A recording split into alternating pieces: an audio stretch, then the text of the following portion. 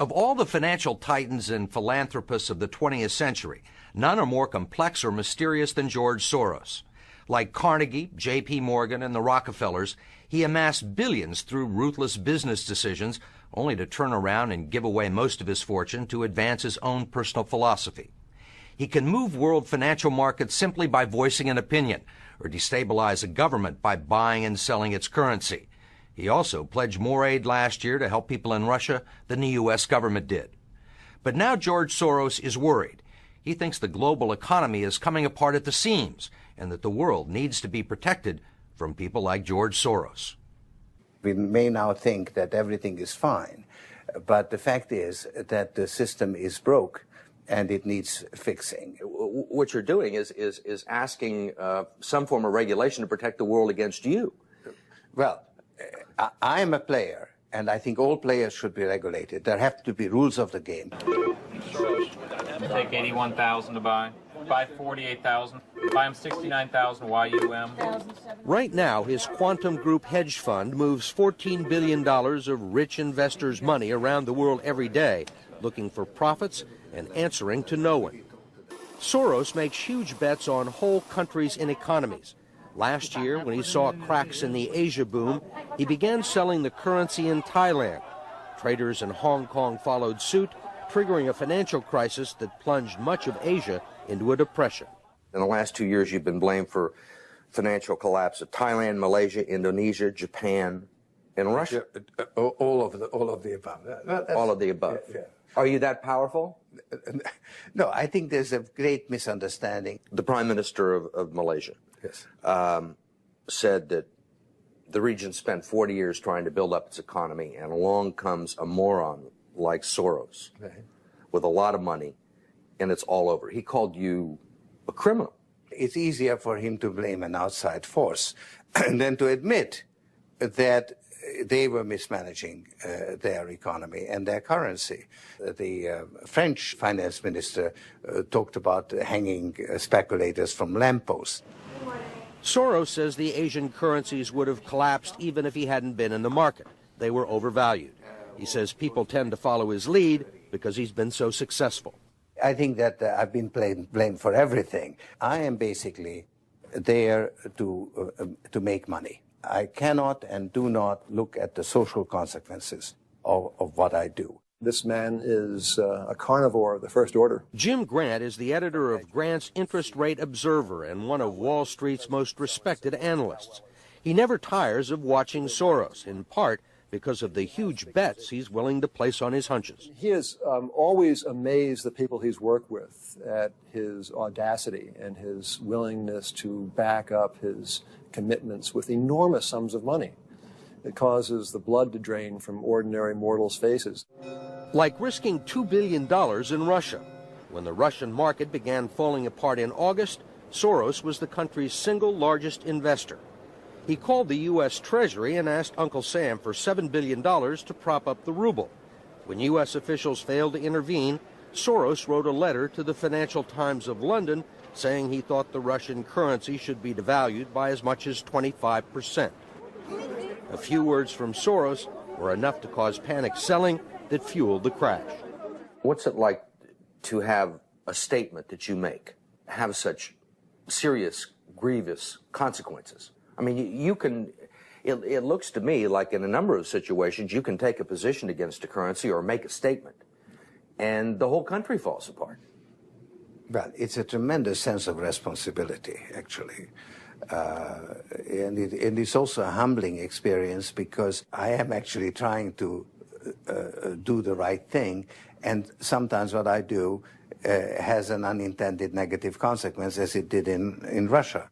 For both the Russian middle class and for Soros, who lost his $2 billion. Whatever his motivations, no one can accuse him of greed. He's backed away from the day-to-day operation of his businesses and is giving away his billions now with the same determination that he made them in places like Haiti, a country that has less money in the bank than he does. Last month, he brought the First Lady with him for a look at some of the projects his foundation is funding. This is Mr. George Soros, and he's going to be helping the hospital. This year, Soros plans to give away almost $500 million around the world. In Bosnia, when the water supply to Sarajevo was cut off at the height of the siege, it was Soros who wrote a check to jury-rig a pipeline through an abandoned highway tunnel. $5 million up front can be more valuable than $50 million a year or two later. Ambassador Richard Holbrooke brokered the peace in Bosnia. At one point, after the Dayton peace agreements in Bosnia in 1995, for a considerable period of time, George had given more money to implement the peace agreements than the U.S. government had. He just could move that fast. In Russia, he pledged $100 million to help scientists who might otherwise have sold their expertise to bidders like Iran or Iraq. In Eastern Europe, he's educated a new generation. And in Ukraine, he spent millions retraining the old Soviet military.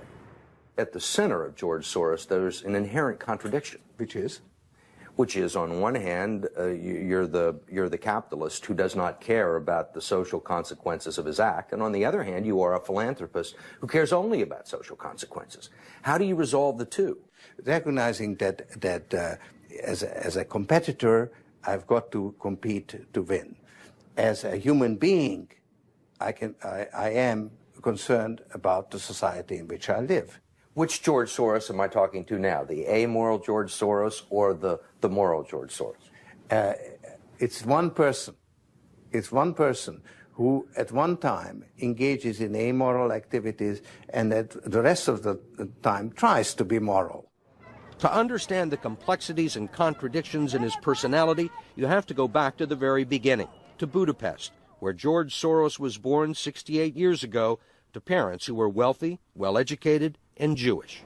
When the Nazis occupied Budapest in 1944, George Soros' father was a successful lawyer. He lived on an island in the Danube and liked to commute to work in a rowboat. But knowing there were problems ahead for the Jews, he decided to split his family up. He bought them forged papers, and he bribed a government official to take 14-year-old George Soros in and swear that he was his Christian godson. But survival carried a heavy price tag. While hundreds of thousands of Hungarian Jews were being shipped off to the death camps, George Soros accompanied his phony godfather on his appointed rounds, confiscating property from the Jews.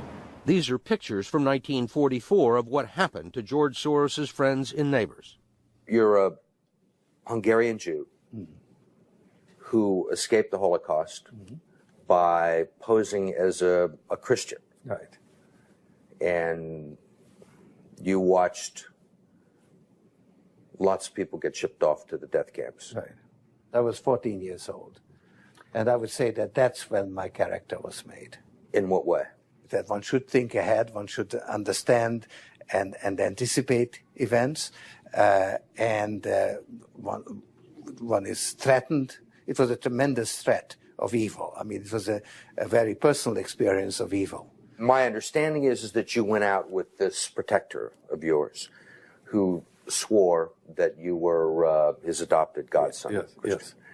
Went out, in fact, and helped in the confiscation of property from the Jews. That's right. Yes. I mean, that sounds like an experience that would send lots of people to the psychiatric couch for many, many years. Was it difficult? Not at all. Not at all. Maybe as a child you don't see the connection, but it created no problem at all. No feeling of guilt. No. For example, that I'm Jewish, and here I am watching these people go. I could just as easily be there. I should be there. None of that. Well, of course, I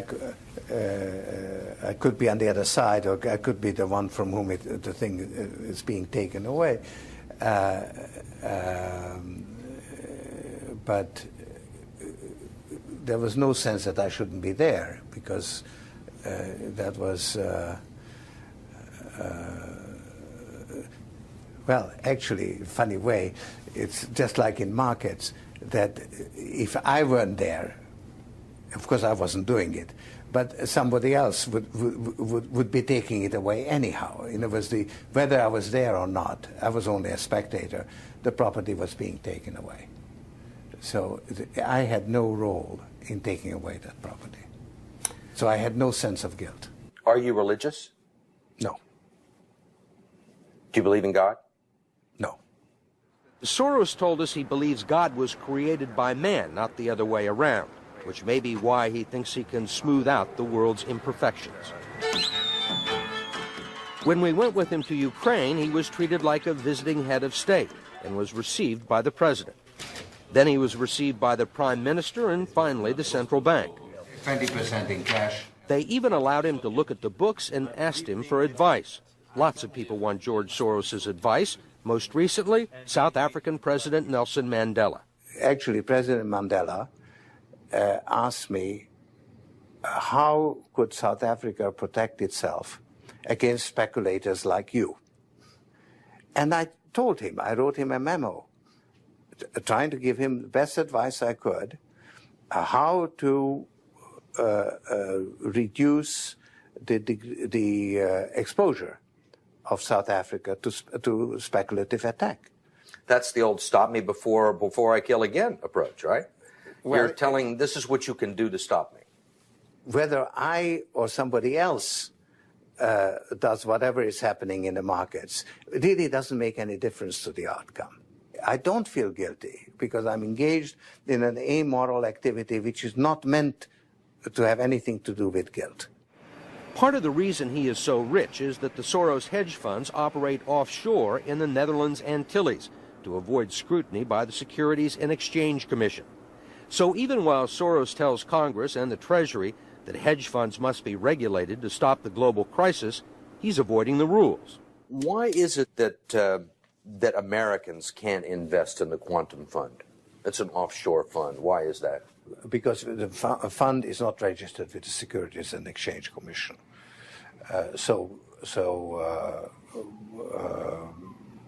We are not licensed to do business in the United States. That's right. Because? Because we are not registered with the Securities and Exchange Commission. Because we find it more convenient to operate without it. So in some ways it's to escape regulation. Yeah, that's right. But you've been sitting here talking about the need for regulation. Yes, and whatever regulations are imposed, we will obey. We already conform to everything. If the beneficiaries of Soros's billions do not understand the intricacies of SEC rules and offshore hedge funds, they do understand what he's done for them. The president of Haiti is reading his new book, The Crisis of Global Capitalism, and so is President Clinton. Will all the attention spoil George Soros? George Soros, in a way, is Donald Trump without the humility. One of your money manager told us that George really does think he's a god. I mean, if you think that you're God and you go into financial markets, you're bound to come out broke. So the fact that I'm not broke shows that I don't believe that I'm God.